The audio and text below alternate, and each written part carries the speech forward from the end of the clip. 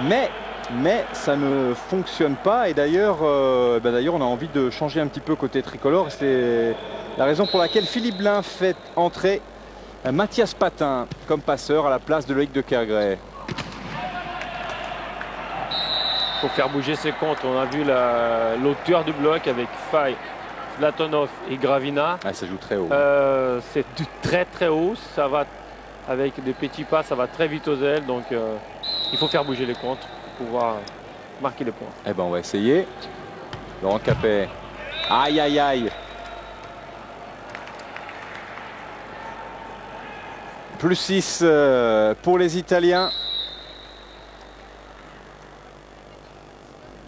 Gravina. Oui, Luc Marquet qui s'est fait discret depuis le début de la rencontre. Eh bien, le voici, Luc.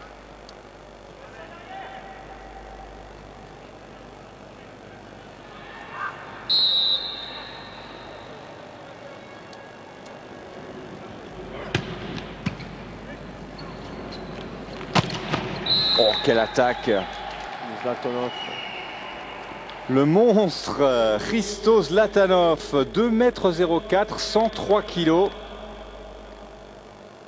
Le Milanais, on vous le disait, deuxième meilleur marqueur en phase régulière de Ligue mondiale. Malgré qu'on voit un nombre important de fautes au service, on voit bien pourquoi on est obligé de forcer au service. Car avec la présence physique des Zlatanov et Mathias Patin en bloc, on est obligé de forcer au service et ça donne ça qu'on la récepte parfait. On l'a dit ça. Commencez à réfléchir un peu. Enlève-toi le bâton que tu as dans le cul et commence à jouer au volley. Ok, sur le terrain? Allez. Bon, là, le message, on l'a bien entendu. On l'a dit différemment tout à l'heure. On l'a dit pourvu que les Français se libèrent un petit peu. La communication est directe entre Glenn Hoag, entraîneur du Paris Volley, champion de France, et Stéphane Antiga, champion de France, joueur du Paris Volley. Là, il ne s'est pas embarrassé. Il lui a dit textuellement enlève le bâton que tu as là où on sait, Mauricio, là, et commence à jouer au volley. Donc voilà, c'est ce qu'on disait. On trouve que les Français, une fois n'est pas coutume, sont un petit peu crispés par l'enjeu. Alors il faut qu'ils se libèrent. Ça va peut-être prendre un petit peu de temps, on espère le moins possible. Parce qu'on s'est tellement régalé à les voir jouer durant toute la phase régulière de la Ligue mondiale qu'on a envie de les voir jouer à ce niveau-là. Et avec autant de bonheur durant cette phase finale, parce qu'on vous le rappelle, quand même, ce n'est que la deuxième fois que les Français se qualifient pour une phase finale de Ligue mondiale. Après le billet obtenu l'an passé. Allez, c'est pas fini. Les Italiens avec Zlatanov qui joue à côté, mais qui apparemment a joué avec les mains. On voit qu'il tout sourit aux Italiens. Oui, en ce moment, la réussite est du côté transalpin. Hein. Mais ça va changer. Ça va changer. on va répéter plusieurs fois, mais il faut juste que la France se libère. On voit dans les visages qu'ils sont un tout petit peu pris par l'enjeu, un peu crispés, mais on les a vus très très forts cette année et on les verra encore. Parce qu'on ne vous a pas parlé des poules, vous l'avez peut-être aperçu en tout début de retransmission. La France est dans un groupe très difficile avec l'Italie, bien évidemment, mais aussi avec la Yougoslavie et la Pologne. Et seules les deux premières équipes pourront sortir pour éventuellement jouer une demi-finale. Dans l'autre groupe, c'est un tout petit peu moins relevé, puisque le Brésil retrouve la Russie, les Pays-Bas et l'Espagne. Alors, ce premier set, Mauricio, je crois que côté tricolore, on peut peut-être l'oublier, parce qu'à 19-10, c'est très très mal engagé. Et le contre italien qui continue d'être infernal. Alors on va changer de côté avec Laurent Capet, ça marche. C'est important de se mettre dans le rythme, même si cette première manche est perdue ou quasiment perdue, de se préparer pour la suite. Hein. Il faut retrouver un ascendant psychologique, il faut retrouver un ascendant dans les sets. Il faut oublier l'histoire. Comme je disais tout à l'heure, il faut jouer, il faut oublier les restes. Il faut se libérer et il faut sûrement faire ce qu'a dit Glenn Hoag. Alors on en profite aussi pour saluer l'un des absents, Franz Grandvorka, qui souffre toujours d'une élongation aux ischio-jambiers, qui espérait pouvoir être du voyage au Brésil et qui malheureusement a dû rester à la maison pour se soigner et préparer la saison prochaine et surtout les championnats du monde. Autre absence cette fois côté italien, c'est vrai que le libéro attitré Mirko Corsano n'est pas là non plus. Voilà, il faut que les Français jouent comme ça, il faut préparer le set suivant, jouer simple, jouer libéré, jouer inspiré. De toute façon, maintenant, il faut construire le set suivant, il faut construire la victoire en se mettant bien dans les matchs, en trouvant bien les solutions face à cette très belle équipe italienne.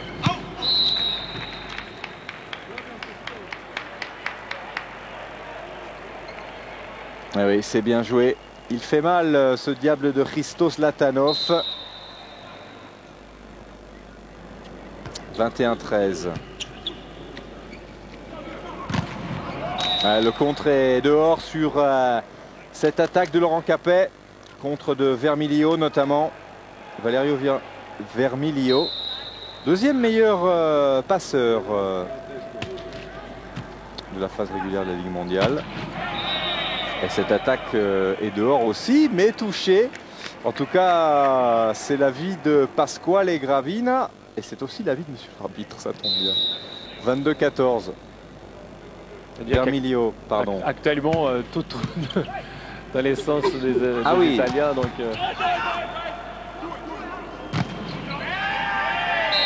Mais peut-être que ce set est nécessaire aux Français dans leur apprentissage pour se libérer, pour digérer, pour dire bon bah voilà, ça y est, cette fois on est dans le match, il faut le jouer ce match parce que bon, c'est sympathique de voir les Italiens rigoler, mais on aimerait bien rigoler aussi un peu de notre côté.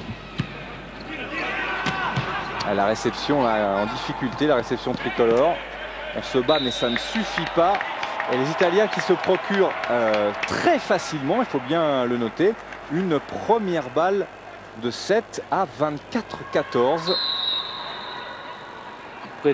Un peu trop d'erreurs en réception côté français, des réceptions approximatives qui empêchent de jouer un jeu très rapide. Il y a la présence au bloc qui fait toute la différence. Et ben voilà, la première balle de 7 est la bonne. Score sans appel pour les Italiens, en faveur des Italiens. 25-14. Autant dire que c'est une punition que viennent de subir les hommes de Philippe Blain. Ça ne va pas plaire du tout ni aux joueurs ni aux entraîneurs. Et on peut penser que le set suivant ne va pas ressembler à celui-ci. En tout cas, on le souhaite, Mauricio. On espère vraiment que c'est déjà oublié.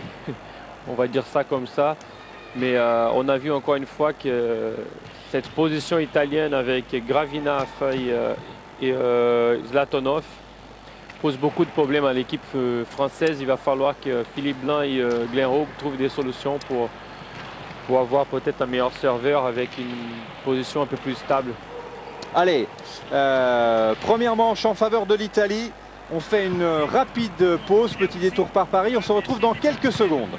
Il faut bien reconnaître qu'elle ne parle pas en faveur des tricolores, parce qu'on a vu des Italiens dominer quasiment dans tous les domaines, ou plutôt, Mauricio, on a vu des Français un petit peu étouffés par l'enjeu, qui n'ont pas du tout trouvé leur jeu jusqu'à maintenant.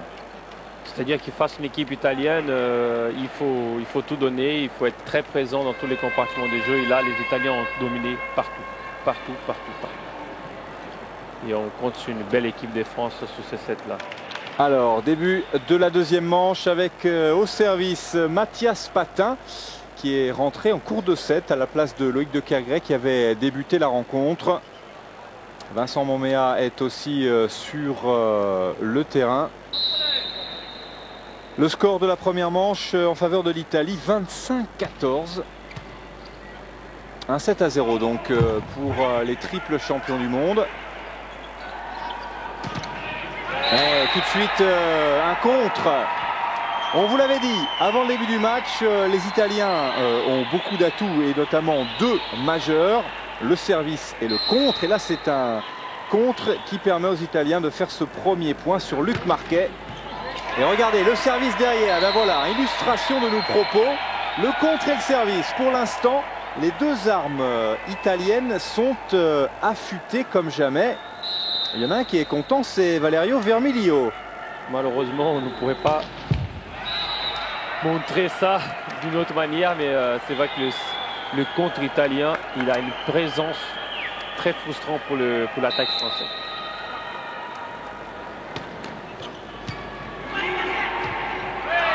Mais voilà, un petit peu de réussite cette fois côté français pour égaliser à 2 partout avec le regard attentif de Philippe Blain. Stéphane Antiga au service. C'est court.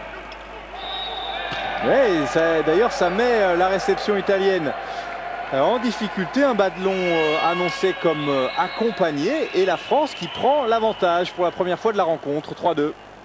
Dire que la qualité du service, ça soit tactique ou tout simplement un bon service matché puissant, va jouer de façon très importante dans ce match-là. Fay qui a joué avec le contre tricolore pour égaliser à 3 points partout. Impressionnant depuis le début du match. Et pour Fay, c'est un sans faute. Hein. C'est un sans faute. Et malheureusement, cette attaque de Laurent Capet est trop croisée.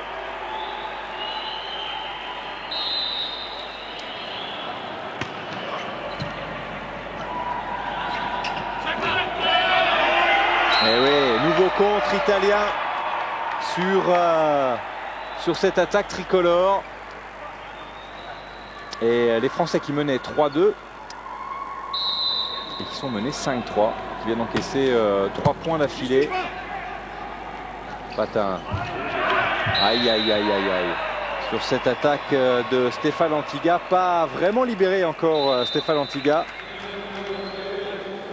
Et un temps mort d'appeler parce que les Français viennent d'encaisser un 4-0.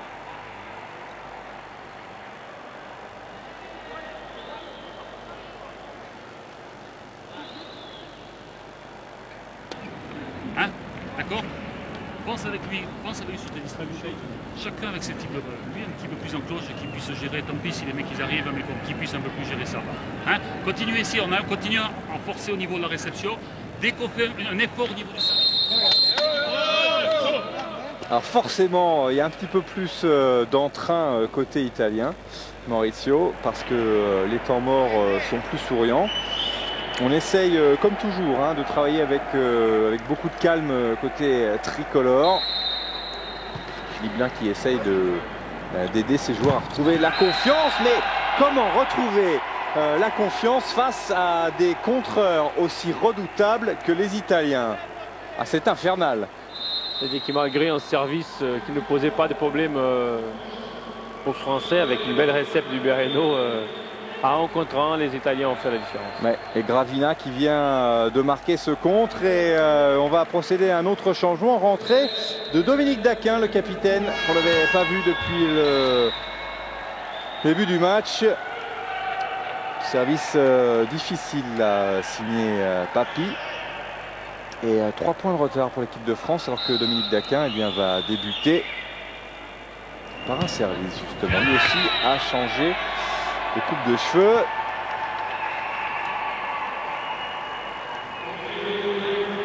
Plus 5 pour l'Italie. Ah oui, on a vu Oliver Kiefer souffler. C'est dur. C'est dur en ce moment pour les Français parce que on les a vus souffrir énormément lors de la première manche. On les a vus un tout petit peu mieux quelques instants au début du deuxième set, mais depuis, il faut bien reconnaître que les Italiens, une fois encore, font tout pour garder les Français au sol. C'est-à-dire que les Français n'ont pas encore réussi à trouver la solution pour mettre en difficulté vraiment cette équipe italienne. Et les Italiens, on voit toute leur détermination, leur qualité, leur volume des jeux. Et j'espère que pour la France que ça va changer, parce que sinon ça va être très dur. Sinon c'est très très mal engagé, on est bien d'accord. On vous rappelle que un match a eu lieu dans l'autre groupe et que le Brésil a battu l'Espagne 3-7-1, mais un match serré lorsqu'on regarde le score. Pour l'instant, malheureusement, il faut bien le reconnaître, c'est pas un match serré auquel on assiste en ce moment, puisque les Italiens sont en train d'étouffer cette équipe française, une équipe française qui n'arrive pas à se libérer jusqu'à maintenant. Mais il va falloir être patient et construire, comme sur cette attaque de Laurent Capet qui joue bien avec le contre italien, et notamment avec Gravina pour marquer ce point. Surtout qu'il y a une score défavorable n'arrange pas les affaires des Français, car c'est une poule où c'est très serré à niveau des équipes. Donc tout peut se jouer. Hein. Oui, parce qu'on vous rappelle que demain, c'est-à-dire ce mercredi, vous pourrez suivre en direct, dans la nuit en fait de mercredi à jeudi, en direct le deuxième match des Français, le match face à la Yougoslavie à partir d'1h du matin. Et puis le dernier match de poule face à la Pologne, eh bien ça sera dans la nuit suivante. Là encore, même horaire, 1h du matin. Oui, belle attaque de Luc Marquet, voilà. C'est ces Français-là qu'on a envie de voir, plus conquérants, plus déterminés, plus libérés. Des Français qui restent sur la même dynamique que celle de la phase régulière avec Luc Marquet. Allez, bonne réception et petite passe rapide pour l'attaque au centre des Italiens. Pas de souci, regardez, un modèle du genre. On joue vite et on joue bien avec Alessandro Fei. Oui, on joue bien aussi côté français, voilà. Les Français, on les sent un petit peu mieux avec Oliver Kiefer. Des Français qui ne comptent que 3 points de retard. Et d'ailleurs, Andrea Anastasi fait la grimace. 2 points maintenant. Kiefer. Ouais, bien servi. Voilà, belle série là pour les Français qui reviennent à un petit point. Il manque pas grand-chose, hein. Regardez, c'est parfaitement exécuté et pas bien jugé de la part de Christian Casoli. Il a beau faire la grimace, Casoli, ce ballon était bien dedans. Et celui-là aussi, parce qu'on est d'accord, ça franchit pas le filet, hein, Mauricio, cette attaque. Moi je pense que la balle ne passe pas non plus. Oui. Et les Italiens essaient de jouer un peu l'intox, mais maintenant face aux Français. Hein. Et maintenant ça change tout parce que les deux équipes sont à égalité, 10 partout. Et on va chercher Fei.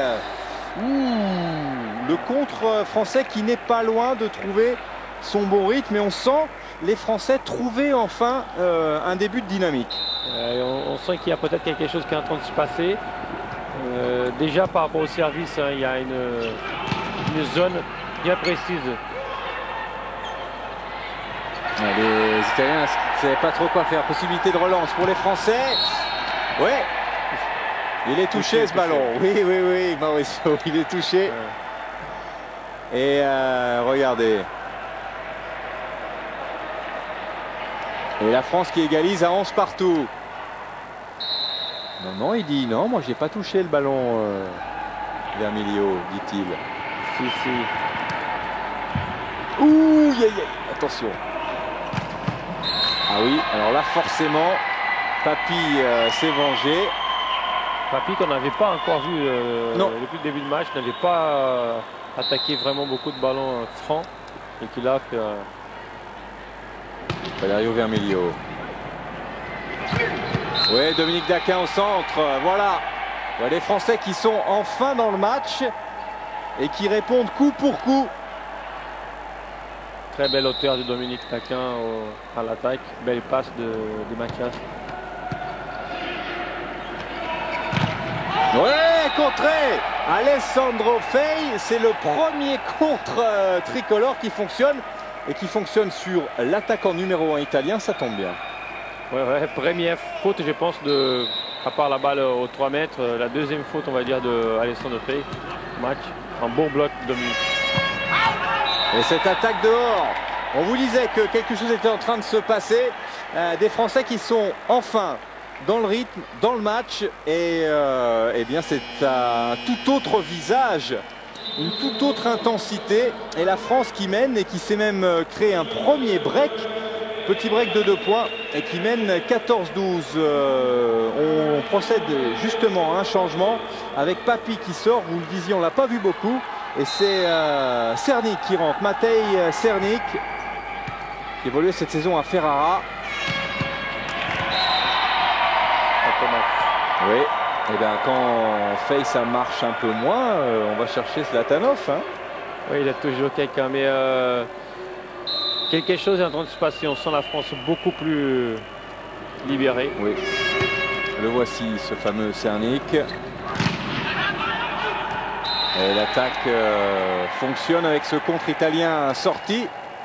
Des Français toujours aux commandes de cette deuxième manche.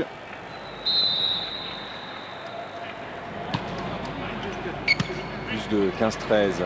Ah, ils jouent en finesse ces Italiens. Malheureusement, personne au soutien côté français. Ce ballon gratté de Pasquale Gravina.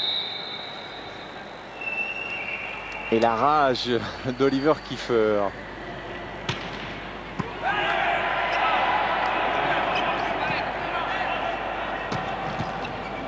C'est encore défendu. Nouvelle possibilité d'attaque côté italien. Ouais. Ils se sont repris à 3 fois, mais ça a marché finalement. Égalisation transalpine à 15 partout. Je rappelle que les Italiens mènent 1-7 à rien. Et que c'est leur capitaine Pasquale Gravina qui s'apprête à servir.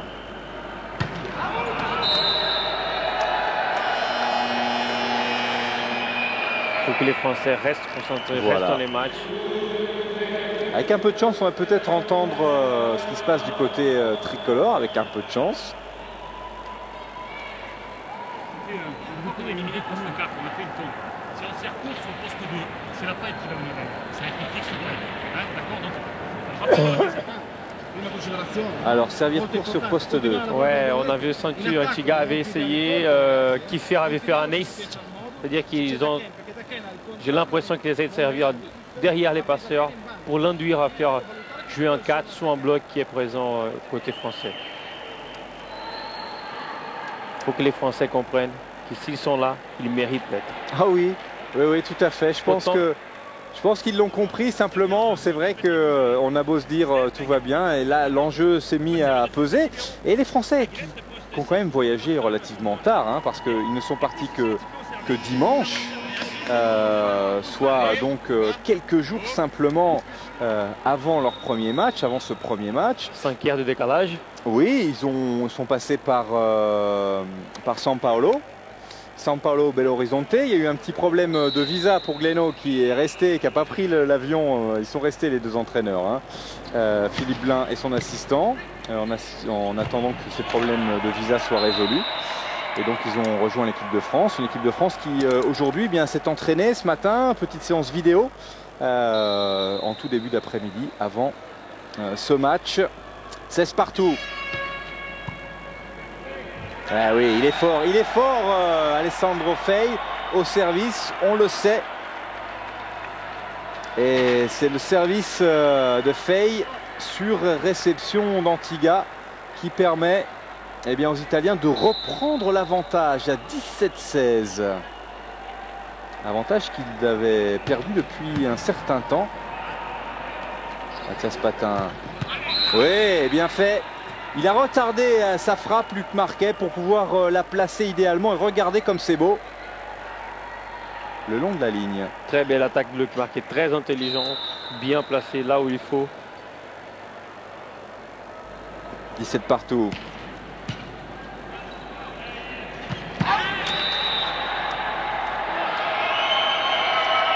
Attaque signée Tenkati.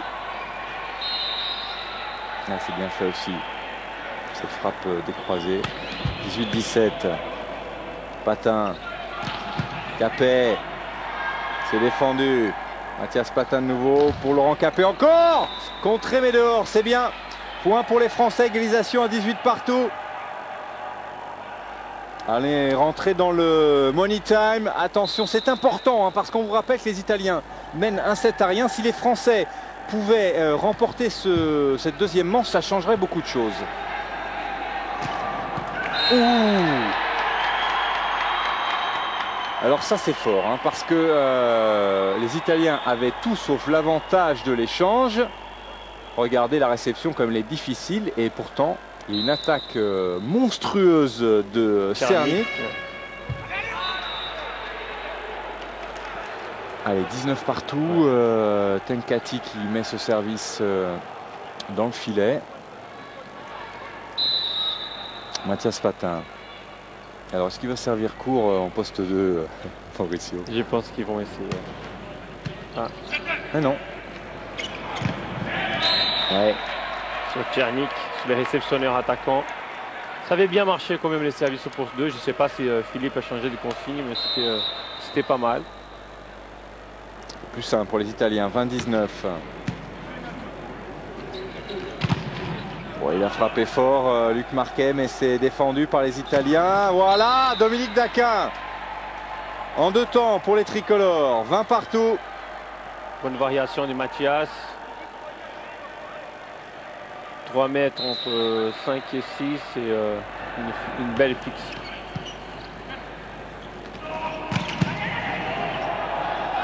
Ouh, oui, un petit peu de réussite cette fois côté français. La réussite avait été à 100% côté italien lors de la première manche. Normal que ça change un petit peu. Regardez. La réussite, on la mérite. On oui, va la chercher. On la provoque. On la provoque, exactement. Et les Français qui reprennent l'avantage à un moment clé, à un moment idéal sur cette pichenette. Et Fay qui râle, il a tort de râler parce que Laurent Capet a bien vu et a bien joué le coup. 21-20 pour l'équipe de France. Allez.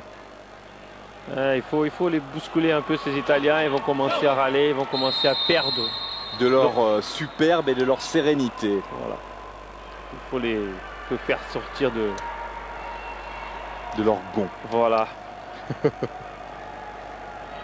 Allez, ça va beaucoup mieux hein, pour l'équipe de France.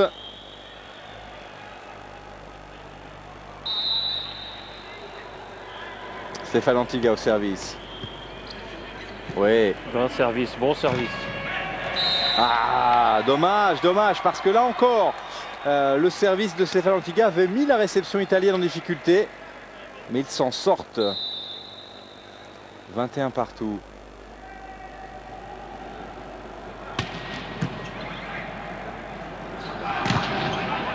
Ah, c'est freiné. Ah oui.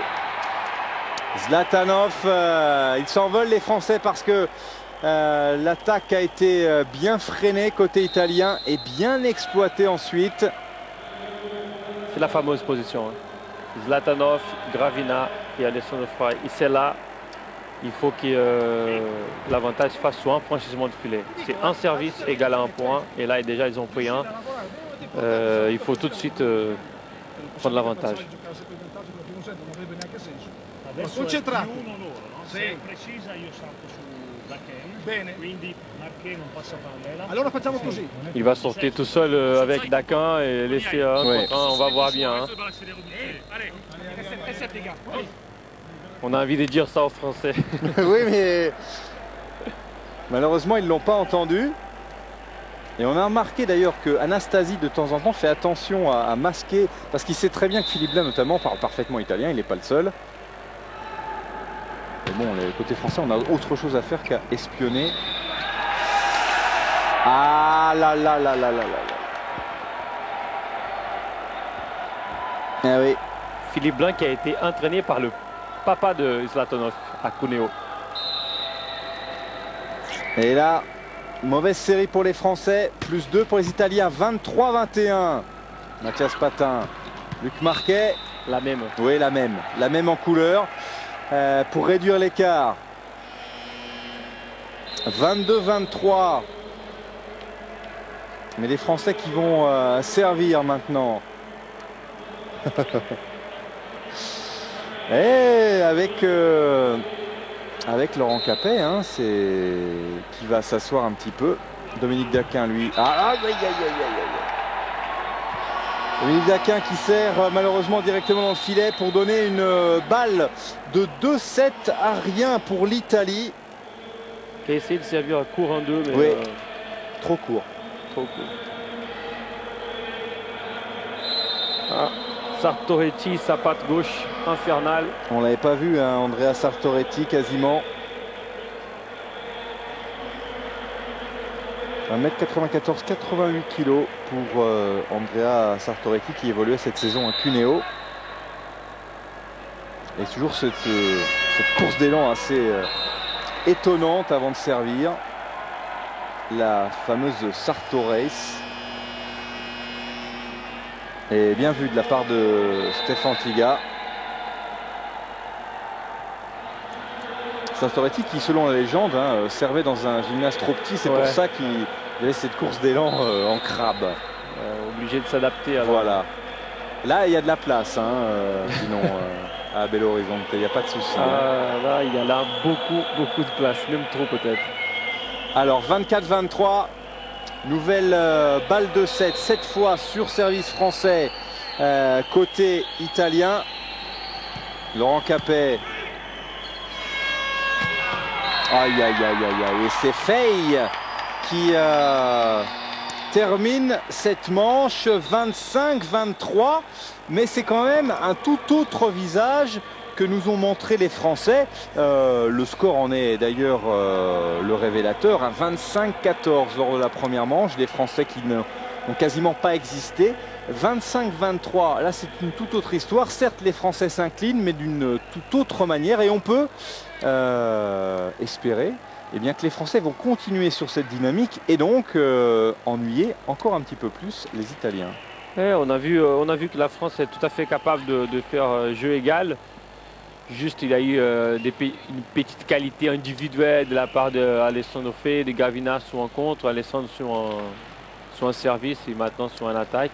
Mais toujours cette position quand il y a Gravina et Zlatonov et Alessandro Fey au bloc, il faudra que les Français trouvent une solution pour ne pas prendre des points parce que c'est elle, à mon opinion, qui a fait la différence à la fin du deuxième set. Allez, fin de cette deuxième manche, petite pub. Et on est de retour dans quelques instants, à tout de suite.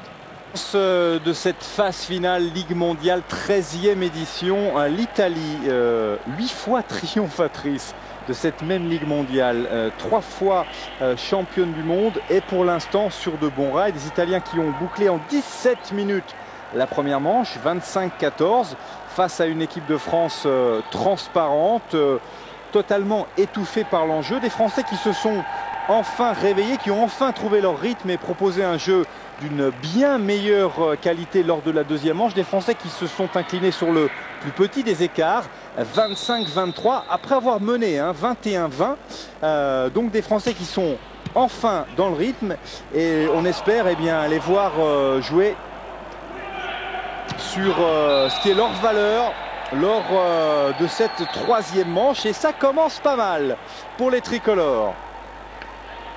La troisième faute d'Alessandro Fey. Il va faire un petit avion.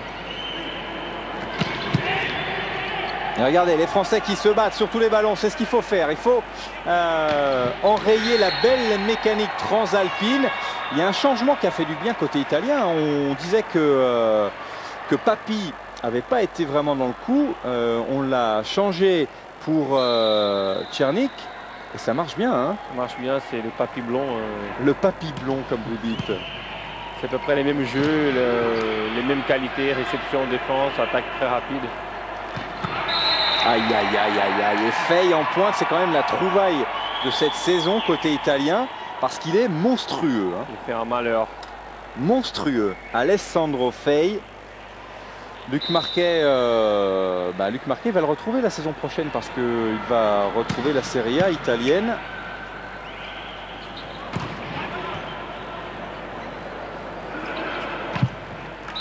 Ouais, cette fois ça marche pour Luc. C'est pas passé poste 2 avec Laurent Capet, c'est passé au poste 4 avec Luc Marquet. De partout, c'est le score lors de cette troisième manche pour l'instant. L'Italie qui mène 2 manches à rien face à l'équipe de France lors de cette première confrontation de leur groupe. Un groupe dans lequel on retrouve, outre la France et l'Italie, la Pologne et la Yougoslavie. Il y en a qui se fait bien allumer là, c'est Stéphane Antiga. Ouais, mais qui était bien dans la trajectoire. Ouais, bah, c'est pour ça d'ailleurs. Hein. Ça montre quand même une volonté d'être présent, Oui, d'être oui, là oui. et ne pas...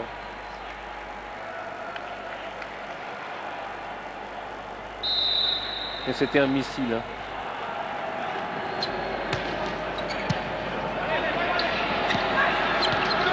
Ouais, c'est bien. Les Français qui sont en train de gêner un peu plus la réception française. Ah, dommage!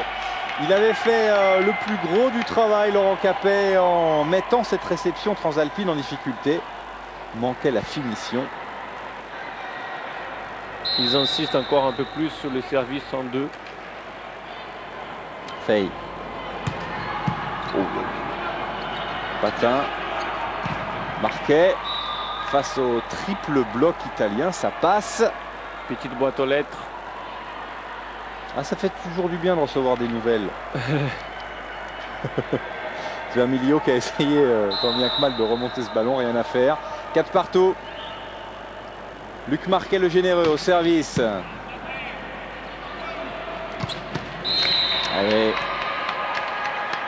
Ah, Philippe Blain nous l'a dit tout à l'heure. Hein. Ils vont passer par les bouts de filet. Et entre Zlatanov et Fey, c'est redoutable.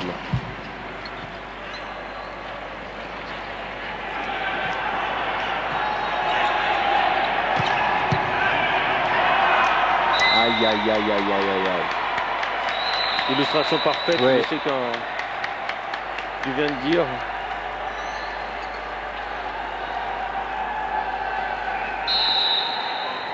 Faut pas laisser les Italiens se... Il ne faut pas les laisser s'envoler. Pour l'instant, il y a un d'écart. 5-6, c'est le score. La France va servir. Et André Anastasis le sait parce qu'on a vu un temps mort tout à l'heure où il demandait de la concentration à ses joueurs. Parce que les Italiens, vous le rappeliez, ont un palmarès énorme, éloquent. Mais lors des 2 dernières grandes confrontations, en finale Ligue mondiale, la saison dernière face au Brésil, ils se sont pris quand même un 3-0. Et en finale des championnats d'Europe face à Yougoslavie, 3-0 aussi. Et donc, si vous voulez, ils sont à la fois très forts, très sereins, mais friables. Hein, parce qu'on leur met beaucoup de pression dans la péninsule.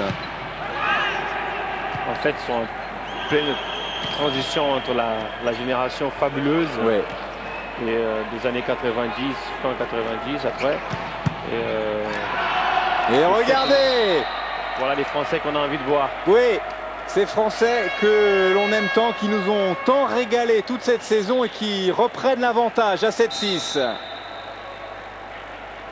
C'est important aussi, même si les Français venaient à s'incliner aujourd'hui, c'est important de marquer des points, c'est important de prendre des sets parce que ça peut se jouer au set avérage. Hein. On a parlé tout à l'heure, hein. C'est une poule tellement serrée, tellement relevée, avec tellement de qualité que ça risque de se jouer à rien du tout. Il faut que les Français s'accrochent au maximum. Tout est bienvenu. Oui, oui, tout est bienvenu, tout est possible. Dominique Daquin, ça aussi c'est bienvenu. On en veut comme ça, on est d'accord. Détonne même s'il veut. Dominique Daquin, regardez comme c'est beau. Superbe attaque au centre du capitaine de l'équipe de France. Temps mort technique.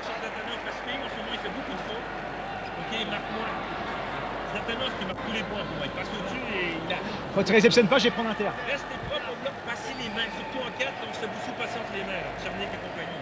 Restez propre, passez les Il pallone perché non dobbiamo mollare, stiamo sempre concentrati e andiamo. E ragazzi, vai. Ricordiamoci su Capet, hein. Alessandro Fey, vous avez entendu ce que disait Glenn Haug, hein. Il disait Fey il est un peu moins bien en ce moment, c'est surtout Zlatanov qui fait les points. C'est un nouveau rôle pour Alessandro Fey, donc sûrement des petits passages à vide encore dans cette nouvelle configuration. Et Zlatanov est là pour faire ce qu'il faut quand il ne va pas bien. Et la France, elle est là, elle mène. Les Français sont là, effectivement. Et ils mènent. Il faut absolument gagner celui-là. Mathias Patin.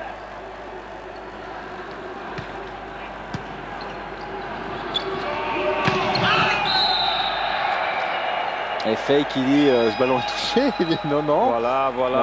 Non. Il faut les bousculer.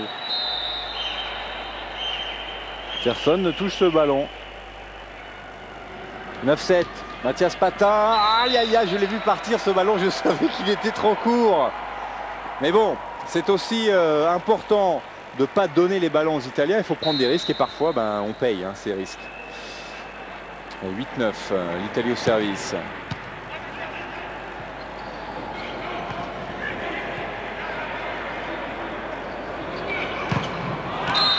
Et un nouveau point pour l'équipe de France.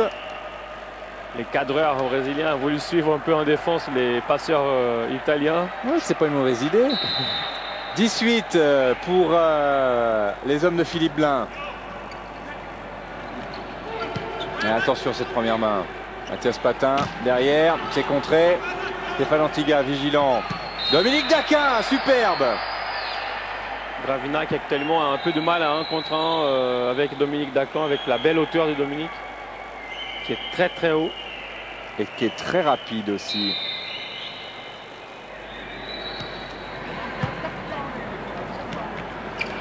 Faye. Ah, c'est impressionnant quand même. Quel monstre.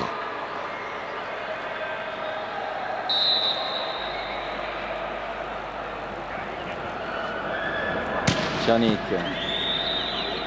Dominique Daquin qui s'est retrouvé à faire la passe, ouais. Là, le contre italien a parfaitement vu cette balle haute se diriger vers Luc Marquet. Dommage parce que la France était en train de bien. Ah, c'est pas fini. Tchernik. Belle recette.